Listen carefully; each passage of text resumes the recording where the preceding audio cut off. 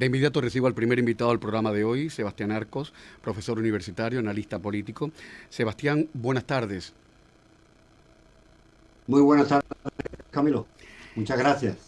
No, gracias a ti, por Dios. El secretario de Defensa, el muy pintoresco secretario de Defensa del gobierno federal, ha dicho hoy en Panamá que Washington no descarta una intervención militar en Cuba y advirtió a La Habana sobre la determinación del presidente Trump de hacer valer las prerrogativas estratégicas de Estados Unidos. Yo lo que quiero saber es qué quiso decir el secretario de Defensa con eso de las prerrogativas estratégicas de Estados Unidos. ¿Qué entiendes tú por eso?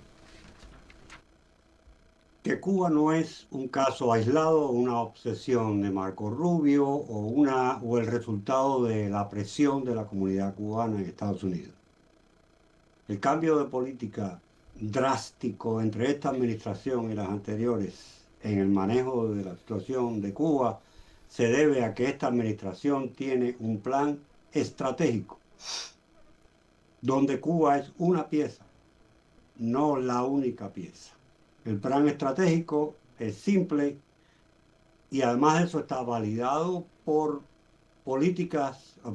teorías de política internacional que están ya bien establecidas, que indican que cualquier potencia con aspiraciones de dominación global o de proyectar fuerza a lo largo y ancho del planeta, tiene primero que garantizar la seguridad de su traspatio. Eso es lo que está haciendo Estados Unidos, asegurando su traspatio. Por eso la movida en Venezuela, seguida por la anunciada, todavía no llegada movida en Cuba, y ya se está empezando a anunciar la próxima movida en Nicaragua.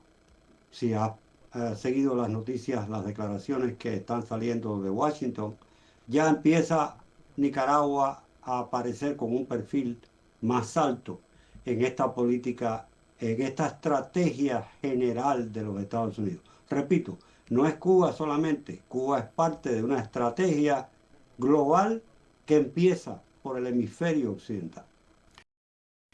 Sebastián Arco, hubo un momento cuando trascendió el inicio del diálogo Cuba-Estados Unidos que algunos analistas decían que si el gobierno cubano negociaba con realismo, podía sobrevivir. Mi pregunta es, ahora, después de estos meses y de todo lo que ha pasado, ¿esa ventana de oportunidades sigue abierta? Yo creo que sigue abierta y mi razonamiento es un poco cínico, pero es importante no dejarse llevar por ilusiones, no confundir lo que uno desea con las posibles realidades. Y las realidades indican que esta administración tiene, por un lado, la estrategia que acabo de describir, tiene una intención de actuar. Y por el otro lado, tiene una serie de limitaciones, algunas de ellas son parte del proceso interno de política norteamericana, las elecciones que vienen, etcétera. Pero hay otras que son parte del contexto internacional. Una guerra andando en Irán que no se acaba de resolver y que es más importante para esa estrategia global de Estados Unidos que Cuba. No podemos olvidar eso. Es más importante. Estas cosas hacen que los procesos que nosotros pensamos que son simples se compliquen y se demoren. Entonces el régimen cubano todavía tiene una puerta de escape. Si es capaz de actuar con inteligencia y abandonando algunas, yo diría la mayoría de las posiciones intolerantes que ha adoptado hasta hoy en día. El régimen cubano puede, porque lo han hecho otros antes que ellos, acomodarse con los Estados Unidos y no perder el control absoluto del país. Y por eso digo que es una opinión cínica, porque no es la opinión claramente que yo quiero que suceda, pero es una opinión viable. En un Si escenario el régimen posible. cubano le ofrece a Estados Unidos un paquete que acomoda las intenciones, los objetivos estratégicos de Estados Unidos, puede que Estados Unidos acepte ese paquete. aún en contra de los deseos del pueblo cubano, de los deseos del exilio. No podemos pensar que eso es imposible. O sea, es la cuadratura del círculo lo que pretende La Habana, resistir a Estados Unidos, negociar con Estados Unidos. Pero Díaz-Canel ha vuelto a decir que él no va a aceptar el pluralismo político. ¿A dónde van a llegar Ahí está, con esa actitud? ahí está. A eso me refiero cuando hablo de las posiciones intolerantes que ellos mantienen hasta hoy en día. El régimen cubano tiene que entender que ellos están arrinconados y que son ellos ahora los que tienen que ceder. Ellos no están en condiciones de poner condiciones a lo que Estados Unidos está exigiendo. Es la hora de ceder. Entonces, ellos sí pudieran ceder en muchísimos aspectos, sin necesariamente perder el control absoluto de la situación. Y recordemos de nuevo el ejercicio histórico de recordar transiciones en otros países donde las élites que estaban en el poder accedieron a una transición, pero impusieron una serie de condiciones a esa transición que les permitieron sobrevivir la transición y quedarse incluso en posiciones ventajosas. España, por ejemplo. Sucedió Sí, sí. en Chile, Ujú. sucedió en España, sucedió en Brasil. El régimen cubano pudiera muy bien imitar una de esas transformaciones, que es el concepto, el término académico para definir ese tipo de transición, y quedarse, si no en el poder absoluto que disfrutan ahora, el estilo de mafia familiar, pero sí pudieran quedar en posiciones ventajosas. En un gobierno de transición que garantice una administración temporal en Cuba, ¿cómo crees tú que se puede propiciar esas diferencias perspectivas sin que nos caigamos a machetazos ni a tiros? Es que conociéndonos Es yo, una, en fin. es una excelente pregunta, porque los cubanos tenemos una larguísima tradición de Exacto. agarrarnos los pelos, pero hay precedentes de consenso. La Constitución del 40 es uno de ellos. Un momento en que los cubanos se sentaron a la mesa y había gente de la derecha, había gente de la izquierda, estaban los comunistas, estaban los batistianos, eh, y, y se pusieron de acuerdo en un documento fundamental, por cierto, larguísimo, que yo no recomiendo como constitución, ni siquiera provisional para Cuba. La recomiendo como fuente de referencia. Es una fuente de referencia importante. Y yo creo que regresar a la Constitución del 40 tiene un propósito simbólico que es muy importante para esta transición cuando suceda, porque nos lleva de regreso al punto de partida antes de que Fidel Castro desviara la conversación en dirección a lo que le convenía a él, propiamente el nacionalismo, el antiimperialismo y la conversión de revolución política a revolución marxista. La conversación era otra, era diferente, era vamos a recuperar la democracia, vamos a regresar a la Constitución del 40 y vamos entonces a perfeccionar la república sobre esa base de consenso. Y yo creo que ahora el ejercicio va a ser fundamentalmente el mismo, sin necesidad de abrazar a la Constitución del 40 como la Constitución, porque es, y hay que reconocerlo, un mamotreto de casi 400 artículos diferentes. Es demasiado grande. Demasiado. Y a Estados Unidos le ha salido muy bien una constitución pequeña que apenas tiene 27 artículos, le ha durado 250 años.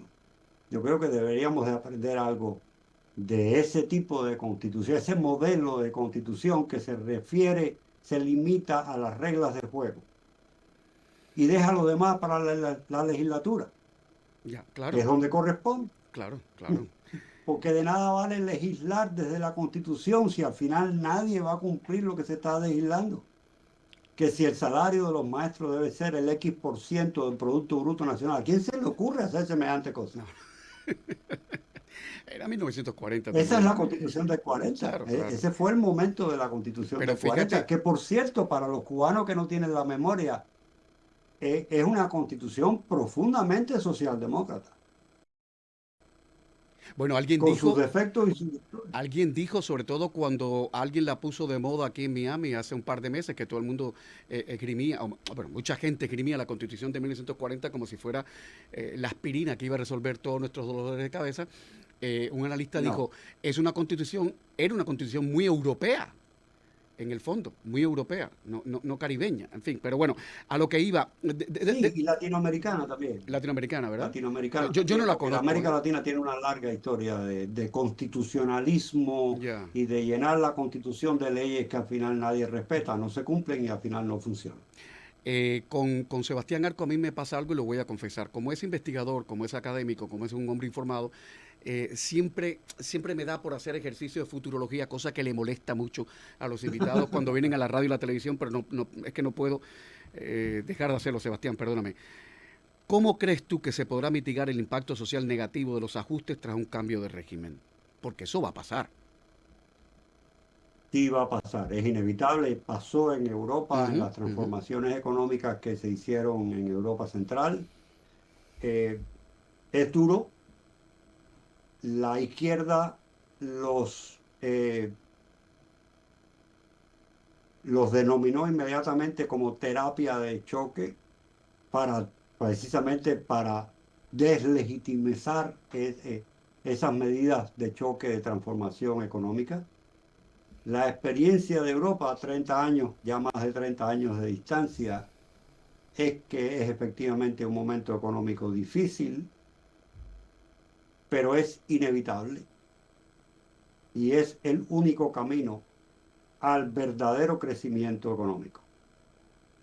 Alguien decía, y yo estaba todavía en Cuba cuando leí esta cita, después de la caída del muro de Berlín, eh, muchos economistas de Estados Unidos visitaron los países recién liberados del comunismo y uno de ellos le hizo un comentario a una revista, creo que era Newsweek, sobre las dificultades de transformar una economía comunista a una economía de mercado.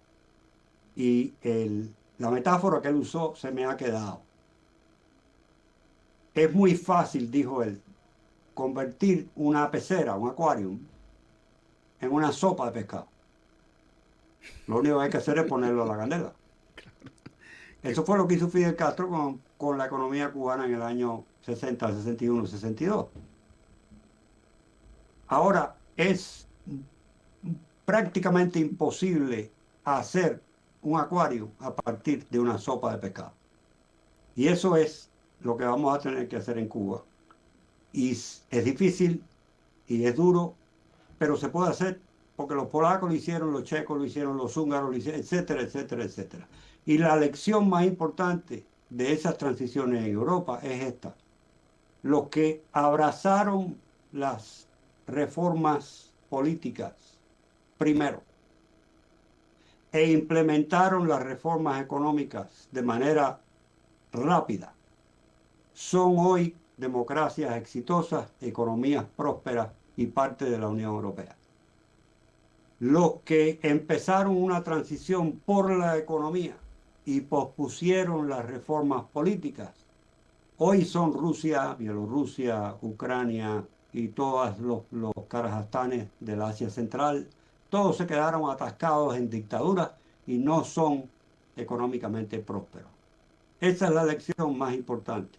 Sí, la terapia de choque es dura y es difícil, pero es el camino más rápido y más probado históricamente para llegar al progreso económico, que es lo que Cuba necesita, lo que necesita cualquier país, claro. la creación de empleos para que la gente haga su vida de acuerdo a lo que ellos estiman que quieren hacer, no a lo que le dice el Estado.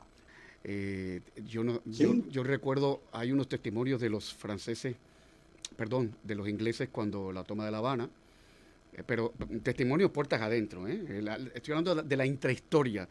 Y hay uno de los oficiales ingleses que le pregunta, ven acá chico, bueno, no sé si le dijeron chico, ¿cómo ha ido esto en La Habana?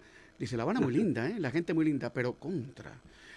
Qué bulliciosos son, pero además nunca se ponen de acuerdo con nada, ni con nadie. Nunca, nunca, Es verdad, somos así, somos nunca. así. Y esto no es reciente, esto no es de la Revolución del 33, esto viene desde la Guerra de Independencia. Recordemos que el padre de la patria, Carlos Manuel de Céspedes, lo destituyeron como presidente de la República y no lo dejaron salir del país. De manera que los españoles pudieron encontrarlo en un momento en la Sierra Maestra y matarlo. Hasta ahí. O sea, desde ese momento ya los cubanos demostramos que somos muy individualistas, que por un lado eso contribuyó enormemente al crecimiento de Cuba y a la grandeza de Cuba en tantas áreas diferentes, de la medicina, de la cultura, de la música. Pero por otro lado, políticamente es una olla de grillos. Somos una olla de grillos. Es verdad. Y se Y nos no nota. creo que dejemos de ser una olla de No, grillos, hombre, no, no. francamente. No, no, no, no. Los noruegos son noruegos, nosotros somos cubanos, es que no hay de otra. Exacto, exacto. Los Sebastián, cubanos lo sabemos todo, lo discutimos todo, lo argumentamos todo. Tú pones 4 cubanos entre un salón y tienes una revolución, no exacto, una conversación. Es así, es esa es la verdad. realidad. Hay que leer la descripción que hace de los cubanos este señor, distinguido periodista que fue director del Nuevo Herald, Luis Aguilar León, en un boceto que él hace que se llama el profeta habla de los cubanos. Eso vale lo que pesa en oro. Eso es una maravilla. Ah, mira, no, Ese no, lo voy a escrito, buscar. El profeta habla de los cubanos. sí, Debe de estar, Luis Aguilar León. de Luis Aguilar, debe estar en internet. Eh, Sí lo está, sí lo está. sí lo está. Bueno, Sí lo está. antes del punto final, una nota al pie de página. Fíjense que los americanos, cuando están hablando con uno y no concuerdan con nuestro punto de vista, te dicen, hey, ese es good point, ese es un buen punto, pero, ¿y qué decimos los cubanos? Tú no sabes de qué tú estás hablando. Tú no entiendes de Exacto. lo que estás hablando. Y así nos van las Bueno, cosas. cuando leas Aguilar León te vas Lo a voy dar a cuenta buscar. que él habla de Lo eso, voy a buscar y típicamente. compartirlo aquí en el programa, ¿eh? Porque este programa además pretende ser un programa para jorobar la pita, porque si no nos vamos a aburrir siempre. Es Pretende ser una joya. lo voy a Eso que buscar. escribió Luis Aguilar es una joya. Para que el programa se convierta en un ejercicio de sanación y de autocrítica. Sebastián Arco, el director del Centro de Estudios Cubanos de la Universidad Internacional de la Florida, gracias una vez más por estar en el programa. De verdad, muchas gracias. Muchas gracias, Camilo. Siempre es un placer. Mucha Gracias suerte. igualmente. Seguimos, señores.